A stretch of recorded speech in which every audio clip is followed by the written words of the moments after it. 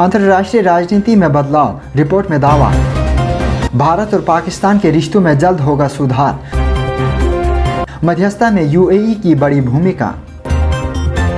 आगे बढ़ने से पहले एक नज़र अहम सुर्खियों पर। पाकिस्तान की सियासत में मोदी की एंट्री। नवाज की बेटी मरियम बोली, पूर्व पीएम को झूठे केस में फंसाया गया। उनका ही विजन था जो वाजपेयी और मोदी को घर लाए। गैंगरेप के आरोपियों को फांसी। पाकिस्तान में फ्रेंच महिला से उसके बच्चे के सामने ही किया गया था गैंगरेप। कोर्ट ने दोनों को सुनाई मौत की सजा। लॉकडाउन के खिलाफ सड़कों पर उतरे लोग।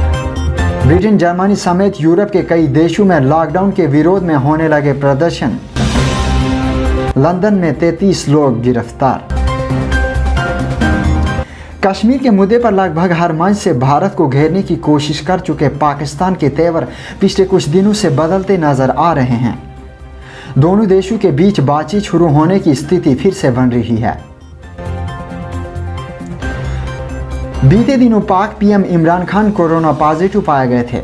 इसके बाद भारत के प्रधानमंत्री नरेंद्र मोदी ने सोशल मीडिया पर उनके जल्द स्वस्थ होने की कामना की थी।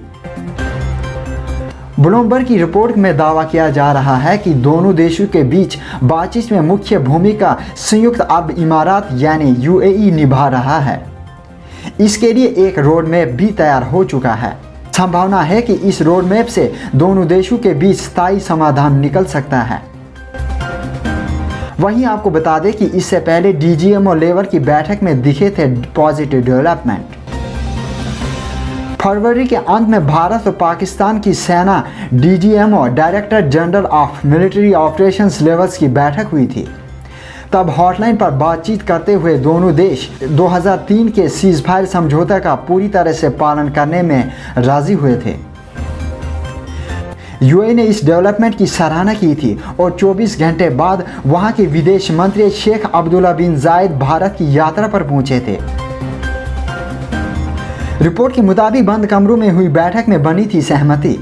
रिपोर्ट के मुताबिक 26 फरवरी को नई दिल्ली पहुंचे यूएई के विदेश मंत्री और भारतीय विदेश मंत्री एस जयशंकर के बीच रीजनल और इंटरनेशनल मुद्दों पर अहम बातें हुई थी।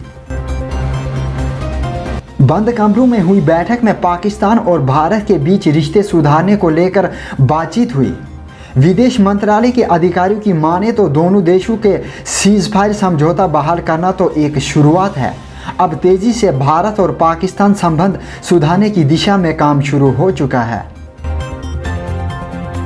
रिपोर्ट में कहा गया है कि अब पाकिस्तान नई दिल्ली में तो भारत इस्लामाबाद में अपने राजदूत को फिर से नियुक्त करेंगे।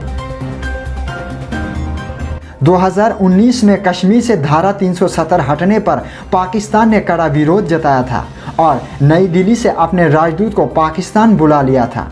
इतना ही नहीं, पाकिस्तान ने इस्लामाबाद में भारत के राजदूत अजय बिसारिया को भी जाने के लिए कह दिया था। आपको बता दें कि इस बातचीत के पीछे व्यापार भी एक कड़ी वजह है। दरअसल यूएई और सऊदी अरब के भारत और पाकिस्तान दोनों ही देशों के साथ अच्छे व्यापारिक संबंध हैं और वो दोनों देशों को एक साथ करना चाहता है। उधर करीब सप्ताह भर पहले पाकिस्तान के सेना प्रमुख जनरल कमर जावेद बाजवा का एक बयान सामने आया था।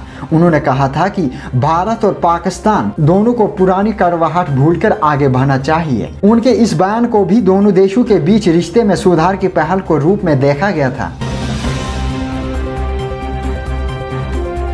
आपको बता दें कि नवंबर 2003 में भारत और पाकिस्तान की सरकारों ने एलओसी पर सीजफायर एग्रीमेंट किया था, जिसके मुताबिक दोनों देशों की सेनाएं एक दूसरे पर गोलीबारी नहीं करेंगी।